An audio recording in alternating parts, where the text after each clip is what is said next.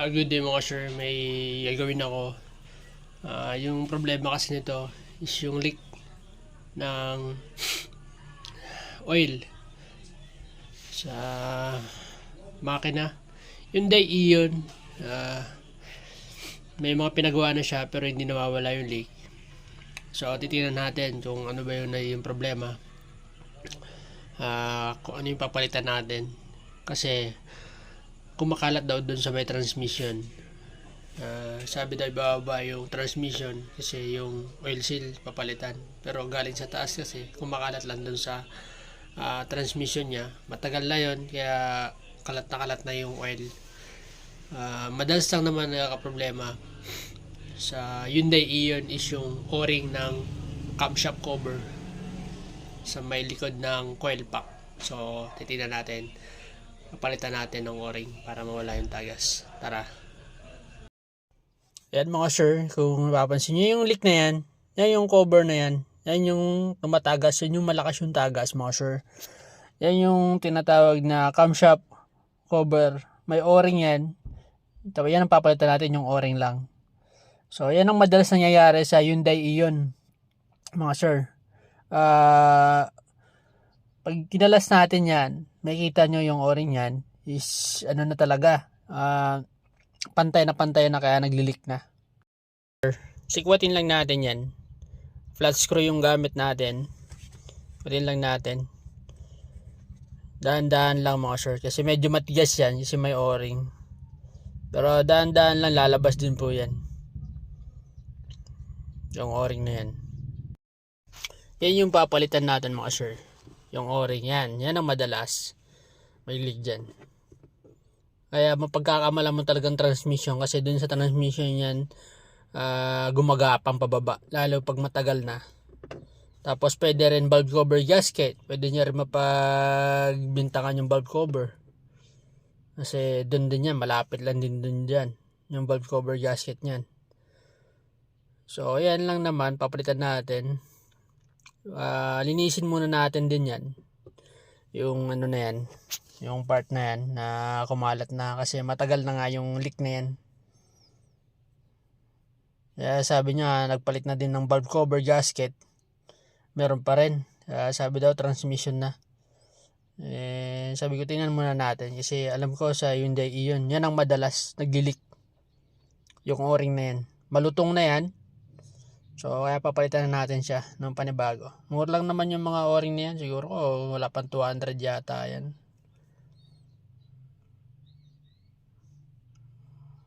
Yan. Linisin muna natin yan. Yung dumi na yan. Linisin lang muna natin. Bago mo nga pala mga sir, sabihin ko lang, bago nga pala ma-access yan, matanggal yung ano na yan, yung camshaft cover, yung o-ring na yan. So bago mo ma-access yan, marami ka munang tatanggalin dyan. Tatanggalin nyo yung ito, air filter housing, tanggal yan. Tapos yung tubo yung hose papunta sa throttle body. Tapos yan, after nun, yung bracket na yan ng coil pack, tatlong 12mm yan. Dalawa baba taas, tapos nasa gilid, bali tatlong 12mm yan. Bago mo, kasi nasa likod niyan yung camshaft o-ring na yun yung cover. So tatanggalin nyo muna yung coil pack. 12mm lang naman yan, tatlong peraso. So pag natanggal nyo na yon, yan, makikita nyo na yung camshaft cover na yan. Meron yan dalawang bolt na 10mm. Konti lang naman yung tatanggalin. Yan lang medyo yung coil pack na yan, nabasa na rin ng oil kasi nga sobrang tagal na. So ayan 12mm yan, tatlo. Yan yung tinanggal ko kanina. Diyan sa may na yan, sa may coil pack. Ganyan lang yung bago natin ma-access yan. Pero kaya naman ni DIY yan. Sundan nyo lang yung video mga sir. Tapos yan, linisin ko na yan ng diesel. Diesel yung pinalinis ko para mababad siya. Para lumambot yung mga alikabok or yung mga dumi na kumapit daw gawa dun sa oil na nag-leak. Kumakapit yung dumi dyan. Kaya kumapal. So ayan, nililinis ko lang muna yan dyan. Para pag kinabit yung bago is malinis na. Hindi na tumagas. Or kaya makikita ko may tagas pa rin. Kasi malinis na yung parte na papalitan natin ng o-ring. Medyo yun lang, tsaga-tsaga lang sa paglilinis. Babadlan ng diesel yung pinanlinis ko dyan tapos may steel brush para madaling matanggal yung mga kumapit na dumi. Tapos sasabayan natin yan mamaya ng pressurize. Pero kung sa bahay naman, kung wala kayong compressor, pwede naman yan, linis-linis lang tapos punasan nyo na lang. Para bago isalpak yung o-ring is malinis na yung part. Para makita nyo rin kung maglilikpar uli or hindi na. Yun yung kagandaan pag nalilinis. Kasi kung minsan nagpalit tayo ng o-ring tapos hindi natin nilinisan, hindi natin malalaman basta-basta kung okay na ba yung ginawa natin or kung may leak pa ba. Hindi natin na monitor ng maayos. Kaya mas maganda talaga yung nililinis natin muna bago natin lagay yung mga bagong o-ring or yung bagong parts na ikakabit natin. Kaya dapat talaga yan mga ganyan. Linis niyan hanggang dun sa baba. Para walang matira na tagas niya. Para kung pag natuyo kasi yan, tapos nagamit yung sasakyan, mamomonitor nyo kung may tagas pa or wala na. Yan lang yung kailangan natin gawin bago natin isalpak yung bagong o-ring mga sir. Kaya naman po yan i-DIY mga sir. Hindi naman delikado, hindi naman marami electrical na tatanggalin. Sa mga Hyundai Ion Honor, yan po yung sakit niyan. Parang common problem na lang yan. So o-ring lang naman yan. Normal naman yan kasi yung mga ganyan kasi is syempre makina yan tapos yun rubber lang. So sa katagalan talaga ang init ng makina malulutong talaga at lulutong yan. Kaya yan tinatawag natin maintenance. So ayan, normal po yan, maintenance lang yan.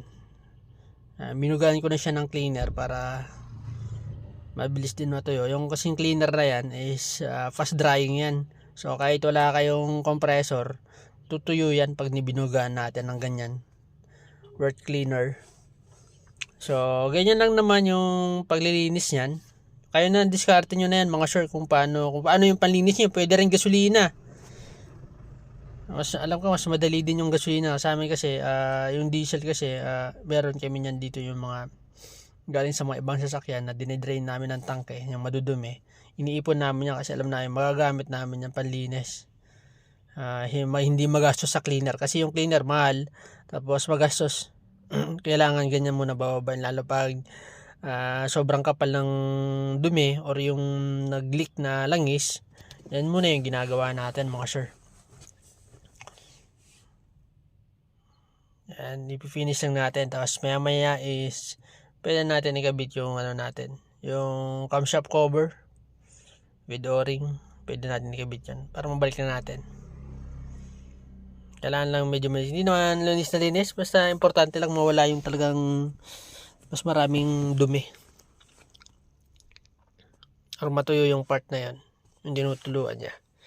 So yun lang naman yung natin para anong paglilinis. Nasa inyo na yan mga sir kung ano yung gamit yung panlinis, kung ano yung diskarte nyo. Yan, linisan ko yung loob para kung sakali diretso yung pagpasok ng o-ring. Medyo, yan kasi, nakalita yung o-ring yan, medyo matigas yung ipasok. So, dahan-dahan lang. Mas maganda kung lalagyan nyo ng grasa. Lalagyan nyo yung grasa, yung niyan, yung paikot ng o-ring para medyo madulas siya. Kasi baka mapunit yung o-ring, tatagas ulit po yan. Mas maganda grasa, lagay nyo. Kasi nakalitaw yung o-ring yan para mag-seal siya, para di mag-leak. So, kapag nilagyan nyo ng sealant yan, pwede na naman, kaso nga lang baka masira kasi medyo matigas ipasok yan. So kailangan lang grasa nilalagay nyo para hindi masira. So yan, nakabit na natin, lagyan natin ng bolt. Ayun yung itsura niya. Kanina paikot ng dumi. So, yan lang naman. Tapos, babagyan natin yung coil pack. Sabay natin paandar. Tapos, obserbahan natin yung tatagas. Pero, hindi naman tatagas basta-basta yan. Obserbahan nyo mga 1 linggo. O kahit ilang araw lang. Basta nagagamit yung sasakyan. Mga sir, yan. Makikita nyo agad kung may leak yan or wala. Yan lang yung natin dyan. Pagpalit ng camshaft cover o-ring ng Hyundai Ion. Para parehas yan. Pabalik lang natin yung mga ano na yan. Yung coil pack. Sample na lang. Ito mga sir yun. 3 bolt air filter housing.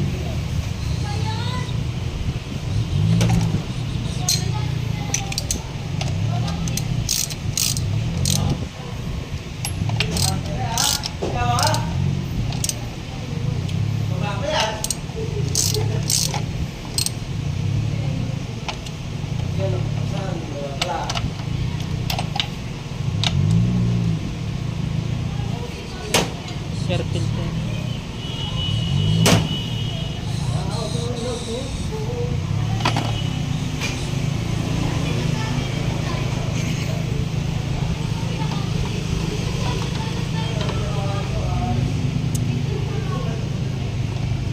Nini!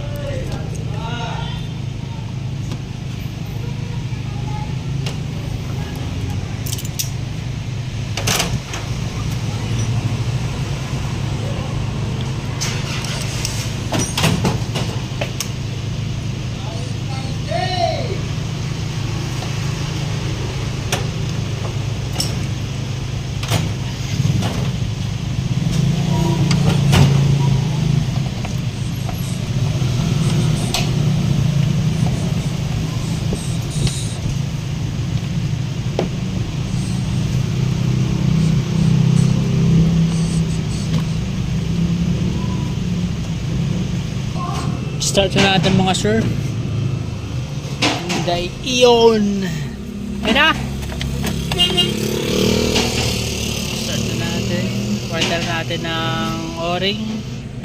Masolve na yung leak. Yan mga sir.